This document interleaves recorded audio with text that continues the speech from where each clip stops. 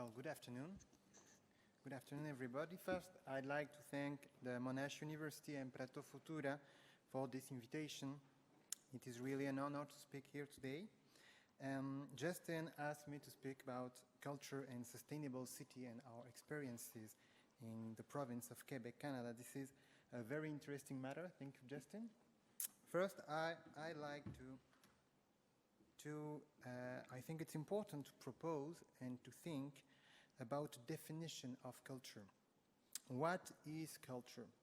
In a traditional and elitist vision, culture is seen most of all as art and heritage. This is a very limited definition of what is culture. Today, and the definition we use most of the time in Quebec is based on a more inclusive and anthropological vision of culture. Culture can be understood as the sense of things, the meanings, the vision of the world of a group. Culture is a universe of sense and meanings.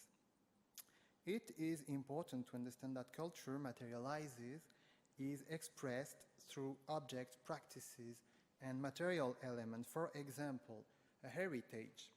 Heritage is cultural because it represents sense and meanings. It can represent the past, a special part of our history, the ancestor, etc. It represents who we are. Heritage materializes culture, is a vehicle of culture, a vehicle of something immaterial. It is the same for the arts. Art expresses a symbolic vision. It expresses sense and meanings. Why this definition is important? It is important because that means that every element can be a vehicle of sense and meaning. Culture can materialize in every element of our life. Of course, in art and heritage, but also in our way of life. For example, a way of life can be meaningful for a group. It can represent who we are, our identity. A practice, a knowledge, a skill, a métier, etc. can be meaningful, can express culture also. The land also can be a vehicle for culture. Our territory, our landscapes can express our history, our identity. Agriculture, food, forest, a river can be meaningful. For indigenous people, for example, a forest can represent the spirit of the ancestor. Architecture also can be meaningful. It can be typical and distinctive. It can represent identity or not. Architecture can also be generic and not meaningful for the population. So architecture can be a vehicle of culture or not. It depends on what we want. If we want it, culture can materialize in every element of our life or not. There is no limit. Every element can be meaningful if we want it to be meaningful. We are not passive, we are actors of culture. This is also a question of time. Culture, there is a continuum of culture in the time. Culture is transmitted from the past, but this is not only something we receive from the past. It is something we build today and together. Culture is evolution. Culture is alive. We can create new identities, new meanings, new activities. We can transform and make evolve our culture. Our traditional activities, our way of life, our values, architecture can change, design, handicraft can evolve, everything can evolve. The question of culture is not to be conservative, to be opposed to changes. It is about creating and making evolve the sense and the meanings of things. But the question is there, is this an evolution of culture or is this a destruction of culture? Are we creating new sense and meanings or are we losing them? Culture has to evolve but not to be destroyed. So 2.1. Culture is not static, it's something we build today and together. Culture is alive, we are actors of culture. Second point, we can integrate culture in every element of our life. It is a way of introducing sense and meaning in all the aspects of society. Culture is then a very important way of changing our life and our society. That's why culture can be used as a tool for transformative change. It is a way of creating new sense and new meanings for a better and sustainable society. So that's why culture is a pillar of sustainable development. In itself, it is an essential dimension of our life. It is the dimension that gives sense to our lives and to everything around us. It is who we are and who we want to be. Culture is our identity, our history, and allow us to think our future. The development of a city cannot be harmonious and equilibrated without culture. A development without sense and meanings cannot be sustainable. That's why culture is a pillar of sustainable development. As a tool, culture is also a very important factor of development. Culture is an essential way of promoting economic development, environmental development, and social development, the other pillars of sustainable development. First, economy. Culture is an important way of economic development. Cultural and creative expressions are an important economic sector in itself. Culture and creativity are also able to create new kinds of activity or to give a renewal to old activities like food product, design, handicraft, etc. A lot of cities in Quebec are using culture to retain and to attract new people and investors. It's also an important way to attract tourism. Most of all, culture is a new way of making economic development more inclusive, more integrated, more local, because it is rooted in the territory. It cannot be offshore, which is more indigenous and more harmonious. Environment also. Culture is an important way of environmental development, to build harmonious environment and territories, to give sense and meanings to nature, to create new landscapes and urban design. It is a way of re-enchantment of the world, to create spaces with identities where people belong. It is a way to promote more harmony between mankind and nature and to protect and promote biological diversity. At least society. Culture can be a very important factor of social development and social change. It can improve social cohesion, intercultural dialogue, social integration, health, education, etc.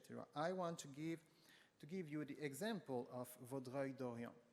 Vaudreuil-Dorion is a city in Quebec, which is a pilot city for the new Agenda 21 of Culture of UCLG, and which I am accompanying. In 20 years, the number of citizens of Vaudreuil-Dorion grew up almost twice of the population, from 17,000 to 37,000 people today. It was a very huge immigration, more than 2,000 new residents per year. This important immigration brings some problems of intercultural dialogue and a lack of social cohesion and a lack of sense of belonging. Vaudreuil-Dorion response was to use culture to create a new sense of belonging and to promote a united community proud to belong to this city. Every year, 20,000 citizens take part in around 600 workshops of creation in partnership with all the sectors of society. Workshop of creation, not as spectators, public or consumers, but really creating themselves, their own expressions, like a parade or 1,000 pictures of all the citizens or exposition, etc. Citizens as actors of culture, as creators. The objective was to bring people together with new spaces, new activities. Important here is the process of creation,